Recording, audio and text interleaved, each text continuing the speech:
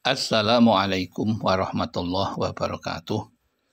Bismillahirrahmanirrahim. Alhamdulillahirabbil alamin. Shalawatullahi wassalamuhu ala Ahmad wa qarabatihi wa ala alihi wa ashabihi wa idratihi wa azwajihi amma ba'd. Jamaah Al-Fatih Channel dan sahabat YouTube yang dimuliakan oleh Allah. Mari kita awali pertemuan kita kali ini dengan ungkapan rasa syukur atas nikmat-nikmatnya dengan mengucapkan Alhamdulillahirabbil alamin. Sholawat dan salam semoga tercurah kehadiran baginda Rasulullah, Nabi yang kita cintai dan kita ikuti sunnah-sunnahnya. Selanjutnya izinkan kami untuk berbagi kepada saudara-saudaraku yang kali ini dengan tema sholat tahajud. Adapun judulnya, jangan lakukan 5 larangan dalam sholat tahajud ini agar nilai pahalanya tak hilang sia-sia. Sholat tahajud di satu sisi sangat dianjurkan oleh Allah untuk dikerjakan. Dan ini pun juga dicontohkan oleh Rasulullah dan kita bisa menirunya, yaitu dengan mencontoh apa yang dilakukan oleh Rasulullah. Namun di sisi yang lain ternyata ada 5 larangan di dalam sholat tahajud yang perlu kita ketahui agar nilai pahala yang kita kerjakan tidak hilang sia-sia. Yang pertama yang dilarang adalah tidak istiqomah dalam bertahajud. Ya, jadi ini dilarang sholat tahajud tapi tidak istiqomah. Rajin tahajud saat susah, saat berbahagia lupa tahajud. Sebaliknya, tahajud dilakukan saat seorang susah atau merana hidupnya. Nabi pernah berpesan kepada Abdullah bin Umar bin As, wahai Abdullah, jaga kamu seperti si fulan. Dulu ia rajin sholat malam, lalu sekarang ia meninggalkan bagimu setiap malam. Maka hal yang semacam itu dilarang. Hadis Imam Bukhari dan Muslim. Jadi yang diinginkan oleh Allah dan Rasul adalah tahajud yang rutin tetapi tidak sepotong-sepotong atau istiqomah. Kemudian yang kedua, bertahajud hanya pada malam Jumat. Ini juga dilarang. Sebaiknya bertahajud itu di setiap malam. Tidak mengkhususkan hanya pada malam Jumat saja. Janganlah kalian khususkan malam Jumat dan malam-malam lainnya dengan qiyamul lail atau sholat malam. Hadis riwayat Imam Muslim. Jadi kita dianjurkan untuk istiqomah rajin, bukan pada malam-malam tertentu seperti pada malam Jumat.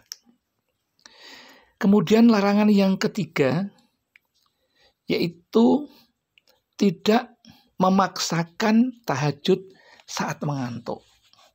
Saat kita sangat mengantuk, kita juga tidak dianjurkan untuk sholat tahajud karena Nabi pernah menyampaikan ada seorang sahabat Rasulullah SAW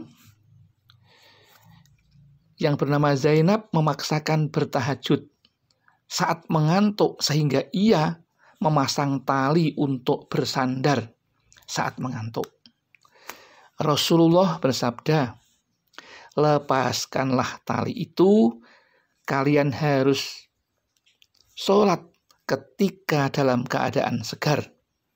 Jika kelelahan, maka tidurlah. Jadi jika kita dalam kondisi sangat payah, dianjurkan tidurlah daripada kita sholat tetapi tidak bisa khusyuk karena kita mengantuk. Kemudian yang dilarang yang keempat adalah bertahajud secara berlebihan. Jadi beribadah apapun kalau berlebihan juga tidak dianjurkan. Tidak dianjurkan bertahajud terlalu lama dan berlebihan sehingga membuat kita berat. Rasulullah mengingatkan, demi Allah, akulah orang yang paling takut pada Allah dan paling bertakwa kepadanya di antara kalian. Tapi kadang aku berpuasa dan kadang tidak.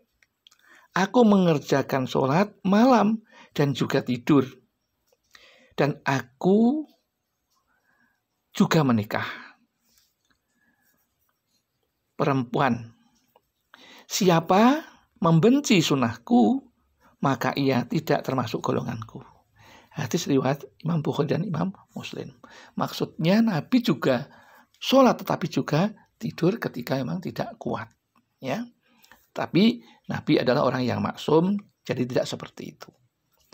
Kemudian yang kelima yang tidak diperbolehkan ketika kita itu menjalankan sholat tahajud, yaitu jangan sampai sholat tahajud kita hanya karena kita punya rasa sum'ah.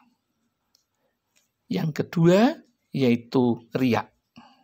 Dua hal ini sangat tidak dianjurkan. Di satu sisi sholat tahajud berpahala besar, tapi di sisi yang lain sholat tahajud paling rentan dan paling mudah terkena sifat riya dan sum'ah. Jika demikian, maka niat ikhlas karena Allah jadi hilang. Riya itu sifat manusia yang suka memamerkan ibadahnya agar dapat pujian dari manusia. Sementara sum'ah yaitu orang beribadah tetapi bukan karena Allah Ta'ala, tetapi ia ingin menjadi orang yang terkenal dan dianggap orang yang soleh. Jadi bukan karena Allah. Nah, itulah 5 hal yang semestinya dijauhi jika kita menjalankan sholat tahajud agar pahala nilai tahajudnya tidak hilang sia-sia. Semoga bermanfaat apa yang kami sampaikan.